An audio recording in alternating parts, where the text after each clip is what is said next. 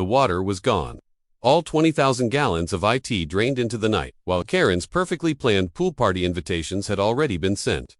Marcus stood at his bedroom window, watching the chaos unfold in his backyard, as 30 confused guests arrived to find nothing but concrete and Karen's mortified face. But this wasn't just about a drained pool. This was about the moment Karen learned that some boundaries, once crossed, lead to consequences she never saw coming. Marcus Rivera had always prided himself on being reasonable. In 15 years of suburban living, he'd endured barking dogs, loud music, and even the occasional stray football landing in his prize-winning rose garden without so much as raising his voice. But standing in his kitchen at 6:47 a.m. on a Tuesday morning, staring through his window at the scene unfolding in his backyard, reasonable was the last thing he felt. Karen Whitmore was directing 3 men in polo shirts as they arranged white rental chairs around his pool. His pool, the one he'd saved for 3 years to install. The one that had cost him his vacation fund and countless weekends of DIY labor to get the surrounding deck just right. "Excuse me," Marcus called out, stepping through his sliding glass door onto the patio. His coffee mug trembled slightly in his grip, not from nervousness, but from the sheer audacity of what he was witnessing.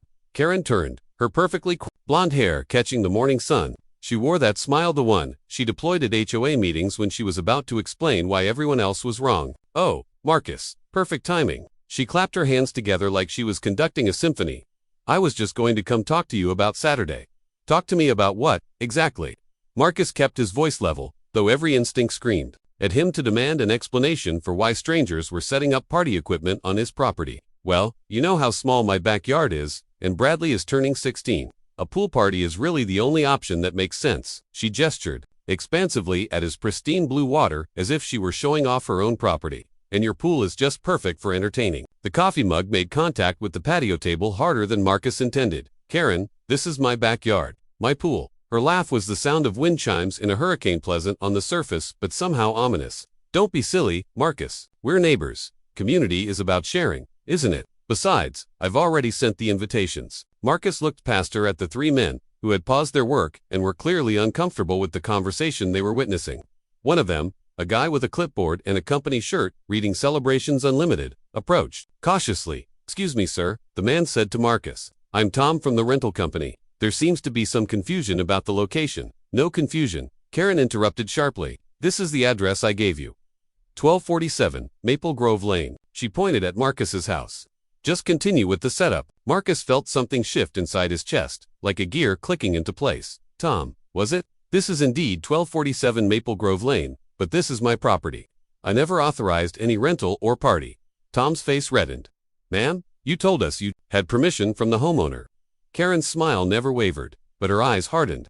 "Marcus, don't make this more complicated than it needs to be. The deposit is non-refundable, the invitations are sent, and Bradley's friends are expecting a pool party. Just let it go." The words hung in the air like smoke. Just let it go. As if his property, his investment, his home, were simply inconveniences to be brushed aside for Karen's convenience. "Get off my property," Marcus said quietly. "What? All of you, get off my property, now." Karen's composure cracked just enough for Marcus to see the calculation behind her eyes. "You're being unreasonable. It's 1 afternoon, I don't care if it's 1 minute." Marcus pulled out his phone. "Tom, I'd suggest you remove your equipment before I call the police about trespassing." Tom was already gesturing to his crew. "Yes, sir, we'll have everything out of here in 15 minutes, but Karen wasn't finished. She stepped closer to Marcus, her voice dropping to a hiss that only he could hear. "You're going to regret this. You have no idea what kind of enemy you just made." Marcus met her gaze. Steadily. "Is that a threat?" "It's a promise." She turned on her heel and stalked back toward her own yard, calling over her shoulder, "This isn't over, Marcus, not even close." As the rental crew hastily packed up their chairs and tables, Marcus remained on his patio, watching Karen disappear into her house. The slam of her back door echoed across both yards like a gunshot. His phone buzzed. A text from his neighbor across the street. "Linda Chen, everything okay? Saw some commotion in your backyard." Marcus typed back, "All good. Just a misunderstanding." But even as he sent the message, he knew it wasn't true. This wasn't a misunderstanding. This was a declaration of war. The rest of Tuesday passed quietly, but Marcus found himself checking his backyard security cameras more frequently than usual. He'd installed them after a break-in 2 streets over, never imagining he'd need them to monitor his own neighbors. Wednesday brought the first salvo. Marcus discovered it when he went to get his morning paper, a formal complaint notice from the city, alleging that his pool violated setback requirements. The complaint was anonymous, but the timing was no coincidence.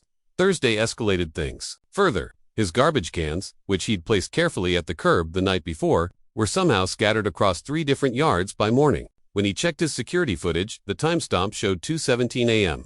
But the motion sensors hadn't triggered. Someone had been very careful about angles.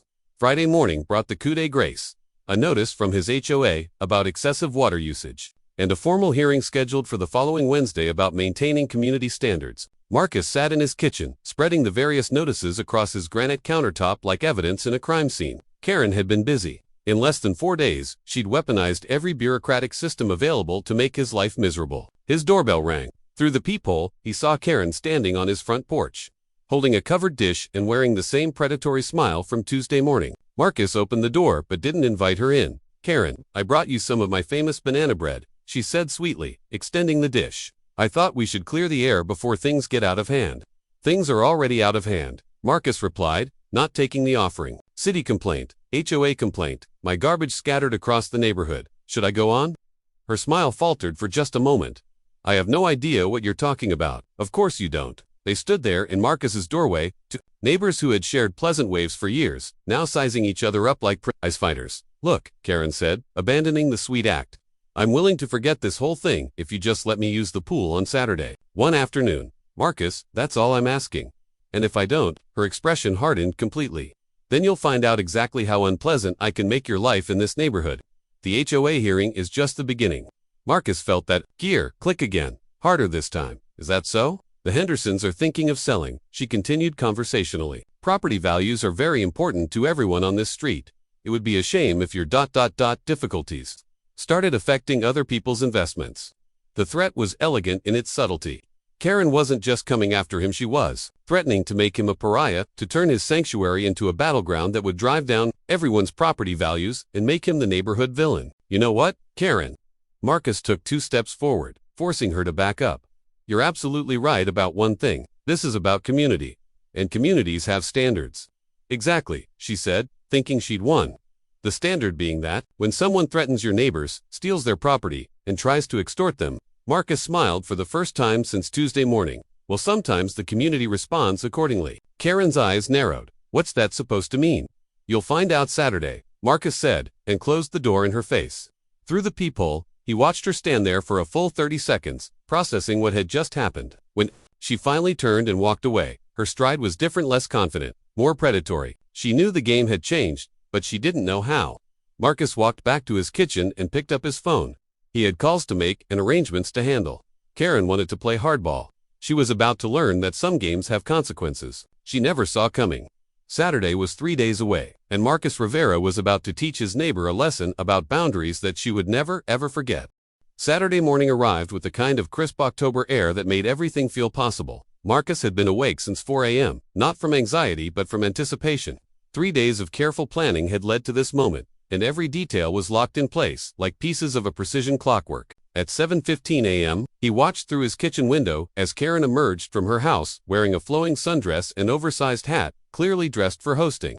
She surveyed his backyard with the satisfied expression of a general reviewing conquered territory. What she didn't see was Marcus's pool guy, Eddie Morales, crouched behind the equipment shed with a drainage pump and 200 feet of flexible hose. Marcus's phone buzzed with a text from Eddie. "All set. Give me the word and it's a 4-hour drain." Marcus typed back, "Wait for my signal." At 8:30, the first rental truck arrived, not in Karen's driveway, in Marcus's. The driver, a different crew from the previous Tuesday, began unloading tables and chairs with military efficiency. Karen appeared at her back fence within minutes, her face a mask of confusion and growing anger. "Excuse me," she called out to the workers. "There's been a mistake. The party is supposed to be at 1249 Maple Grove, not 1247. The crew chief, a woman named Rita with arms like a longshoreman, checked her clipboard. "No ma'am, I've got Marcus Rivera at 1247. He's paid in full through Sunday morning." Karen's head snapped toward Marcus's house. He stood at his sliding glass door, coffee mug in hand, and offered her a small wave. She marched across both yards, like she was storming the beaches at Normandy.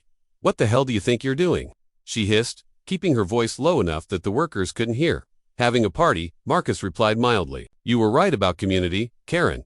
So I decided to have my own community gathering. This is insane. I already have everything planned." "Did you send out invitations?" Marcus interrupted. Karen blinked. "What, for your pool party?" "At my pool? Did you actually send invitations telling people to come to my address?" The color drained from Karen's face as she realized the trap she'd walked into. Because if you did, Marcus continued conversationally, that would be mail fraud. Using someone else's address to invite people to property you don't own or have permission to use. Federal offense. Actually, you're bluffing. Marcus pulled out his phone and showed her a screenshot of a Facebook event page. Bradley's Sweet 16 pool party, minus 1,247 Maple Grove Lane. 37 people had marked themselves as attending. Screenshots sent to my lawyer Thursday morning, Marcus said, along with copies of your threatening texts, the falsified city complaint, and security footage of someone wearing a very distinctive pink jogging suit scattering my garbage at 2:17 a.m. Karen's mouth opened and closed like a fish gasping for air. But here's the thing, Marcus said, his voice taking on a dangerous edge. I'm not a vindictive person, so I'm going to help you out. Help me. You wanted a pool party at 1247 Maple Grove Lane. You're getting one. My pool party, with my guest list, happening at exactly the same time you told people yours would start. The implications hit Karen like a physical blow. You can't do this. People are expecting a party at this address, and they're getting one, just not the party you planned. At that moment, Marcus's doorbell rang. Through the glass, he could see the first of his guests arriving, his brother David and his family, carrying beach bags and pool toys. Excuse me, Marcus said to Karen, I have hosting duties. He left her standing in his backyard, surrounded by party rental equipment that wasn't hers, watching him greet guests who had no idea they were about to witness the most spectacular neighborhood meltdown in Maple Grove Lane history. By 11 a.m., Marcus's guest list was in full swing. He'd invited carefully his brother's family, 3 couples from his gym, his co-workers from the engineering firm, and most importantly Linda Chin and her husband from across the street, along with the Hendersons who were indeed thinking of selling, and 2 other neighbor families. The genius of Marcus's plan wasn't just the party overlap, it was the audience. Half his guests were neighbors who would witness whatever Karen did next, and the other half were people who could testify to his character if this escalated legally. Karen had retreated to her house, but Marcus could see her pacing back and forth past her kitchen window like a caged animal. At 11:45, she reappeared with reinforcements, her sister Janet and Janet's husband Rick, both looking like they'd rather be anywhere else. Marcus, Karen called out, her voice artificially bright for the benefit of his guests. Could I speak with you for just a moment? Linda Chin, who was lounging on a pool float with a mimosa, raised an eyebrow. She'd clearly been filled in on the week's drama. Marcus excused himself from a conversation about quarterly projections and walked over to the fence line where Karen waited with her backup. This has gone far enough, Karen said, dropping all pretense of friendliness. Janet and Rick drove 3 hours to be here for Bradley's party. Nice to meet you both, Marcus said pleasantly. I'm sure Bradley's party will be lovely. When does it start? You know damn well when it starts, Janet interjected. She was a shorter, rounder version of Karen with the same entitled air. 2 o'clock, the same time you scheduled yours. What an interesting coincidence, Marcus mused. Although I scheduled mine for noon, so technically I have 2 hours before any potential overlap. Karen's face was approaching the color of a ripe tomato. Move your party. Marcus, I'm asking you nicely, and I'm declining nicely. Rick, who had been silent up to this point, stepped forward. He was a large man with the bearing of someone used to physical intimidation. Maybe you didn't hear her right, friend. Marcus felt his guest's conversations quiet behind him. Linda Chin's husband, Bob, casually moved closer to the fence. I heard her perfectly, Marcus said, not backing down an inch. The answer is still no. Look, buddy, Rick continued, we can do this easy or we can do this hard. Rick, Bob. Chin's voice cut through the tension like a blade. I don't think you want to finish that sentence. Marcus turned to see that his party had essentially stopped. 15 adults were now watching the confrontation, and several of them, including David and 2 of Marcus's gym buddies, had moved to positions that formed a loose semicircle behind him. Rick looked around, suddenly aware that he was outnumbered and being recorded by at least 3 phones. This is ridiculous, Janet muttered. Over a pool party, over respect, Marcus corrected, and boundaries. And not stealing other people's property.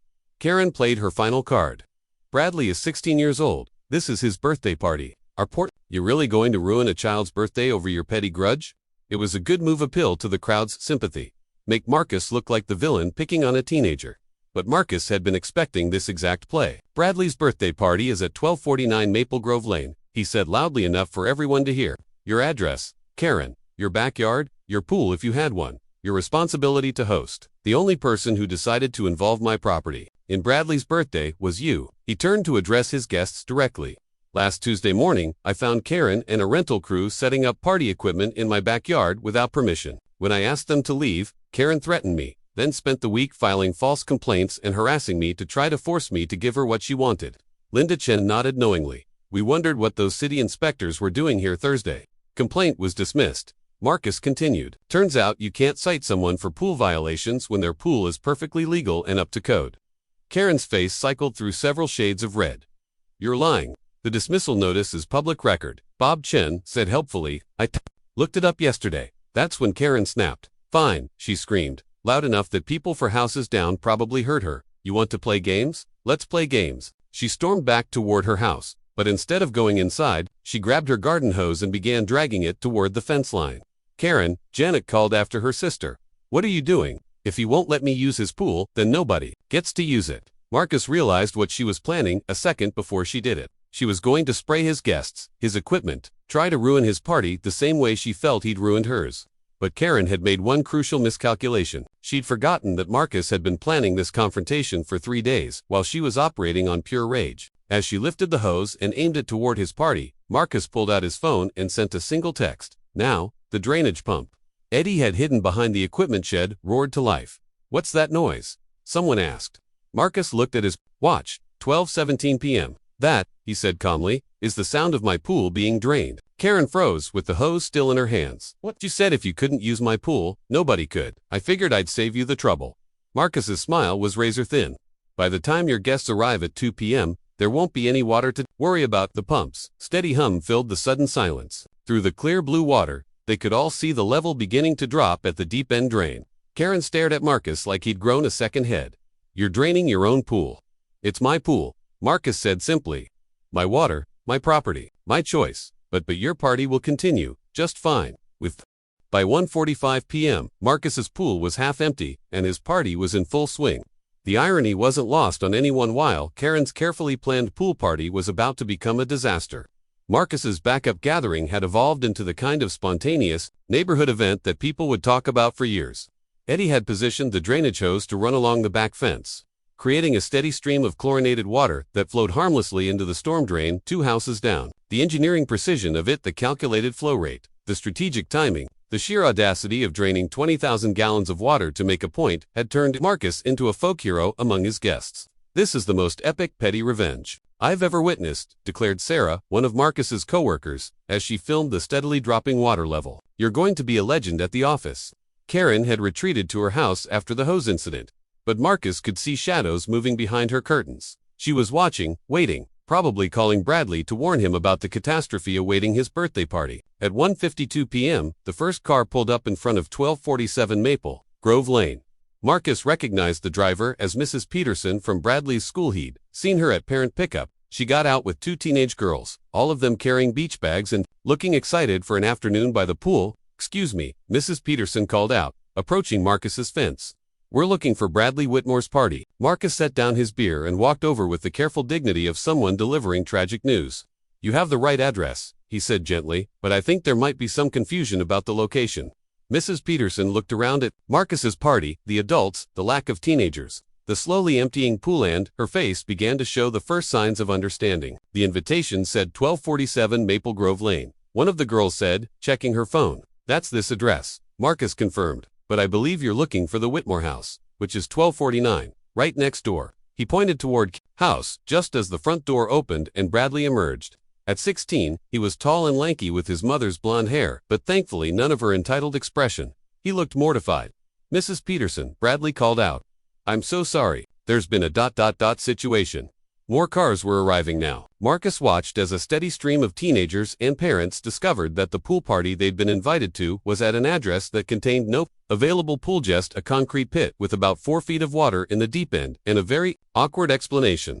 Karen finally emerged from her house, looking like she'd aged 5 years in the past 2 hours. She'd changed from her party dress into jeans and a sweater, as if casual clothes could somehow make this disaster more manageable. Everyone, if I could have your attention, she announced, her voice carrying across both yards. There's been a miscommunication about the venue. Bradley winced visibly at his mother's euphemism. What kind of miscommunication? Asked Mr. Jenkins, a parent Marcus recognized from the grocery store. He was looking at the drained pool with the expression of someone trying to solve a puzzle. Karen shot a venomous look at Marcus before answering. The pool isn't available today, but the invitation specifically mentioned swimming, Mrs. Peterson said, holding up her phone. and this is definitely the address you gave us." Marcus could have let Karen twist in the wind, but something about Bradley's mortified expression stopped him. The kid was 16, this was his birthday, and while his mother was a nightmare, he didn't deserve to be collateral damage in their war. "Folks," Marcus called out, raising his voice enough to address the growing crowd of confused party guests. "I'm Marcus Rivera, and I live at 1247. There was a misunderstanding about the pool, but I'd like to suggest a solution." Karen's eyes widened in alarm. "My party is winding down, and I've got plenty of food and drinks left. Bradley, if your mom agrees, why don't we combine the gatherings? The pool might be out of commission, but we've got music, a grill, and enough hamburgers to feed everyone." The suggestion hung in the air like a lifeline thrown to a drowning person. Bradley looked at his mother with desperate hope, while the assembled guests waited to see how this bizarre situation would resolve. Karen's face cycled through a spectrum of emotions: rage, humiliation, calculation, and finally, defeated acceptance. She was trapped. She could either accept Marcus's generous offer and salvage her son's birthday, or she could let her pride destroy the party entirely. "That's very kind of you," she said through gritted teeth. "Great." Marcus clapped his hands together. "David, fire up the second grill. Sarah, can you help me bring out more chairs from the garage?" What followed was perhaps the strangest birthday party in Maple Grove Lane history. 2 separate guest lists, 2 generations, and 1 very empty pool. But as the afternoon wore on, something unexpected happened. People started having fun. Bradley turned out to be a polite, thoughtful kid who thanked Marcus repeatedly for saving his party. The teenagers mixed surprisingly well with the adults, especially when David started showing them how to play pool volleyball without a pool. It involved a lot of running and creative rule modifications. Karen, meanwhile, stood apart from the festivities like a ghost at her own funeral. Every laugh, every "this is actually really fun," every compliment about Marcus's hospitality was another nail in the coffin of her neighborhood reputation. 4:30 p.m., as the party was beginning to wind down, Karen approached Marcus at the grill, where he was flipping the last batch of burgers. "We need to talk," she said quietly. Marcus nodded toward his kitchen. They walked inside, leaving the sounds of laughter and conversation behind them. In the sudden quiet of his house, Karen seemed to deflate like a punctured balloon. She sat heavily at his kitchen table and put her head in her hands. "I fucked up," she said, her voice barely above a whisper. Marcus said nothing, just waited. "I don't know why. Bradley deserved better than this." She looked up at him with eyes that were red-rimmed and exhausted. "You could have let me hang. Let his party be ruined, but you saved it." "I didn't do it for you," Marcus said bluntly. "I know. That makes it worse." Somehow, Karen stared out the window at her son, who was laughing at something one of Marcus's coworkers had said. "He's embarrassed by me."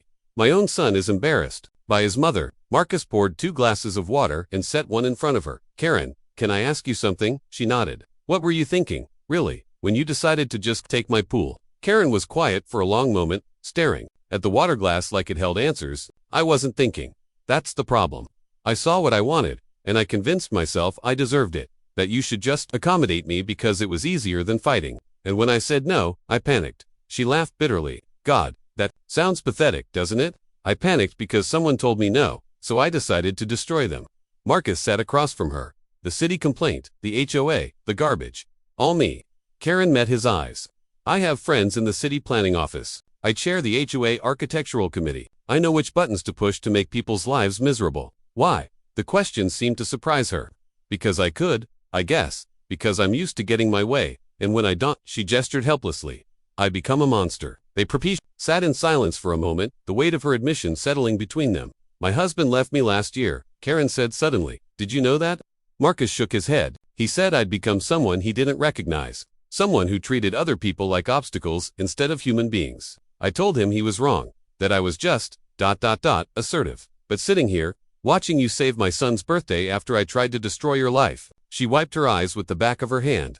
Maybe David was right. Outside, someone started music, and the sound of teenagers laughing drifted through the window. "So what now?" Marcus asked. Karen straightened up, and for the first time since he'd known her, she looked genuinely vulnerable. "Now I try to figure out how to be the kind of person who deserves a neighbor like you, and I start with this." She pulled out her phone and began typing rapidly. "What are you doing?" "Sending emails. Withdrawing the city complaint, telling the HOA to drop their investigation, apologizing to everyone I involved in my little revenge campaign." She looked up at him. "It won't undo what I did, but it's a start." Marcus watched her type, noting the careful wording of her retractions, the genuine tone of her apologies. Maybe people could change. Maybe Karen Whitmore wasn't irredeemably, terribly lost. "For what it's worth," he said, "Bradley's a good kid." "He is. Despite me, not because of me. Karen finished her emails and put her phone away. Marcus, I know I have no right to ask this, but could we start over? Not pretend this didn't happen, but maybe try to be actual neighbors instead of enemies. Marcus considered the question seriously.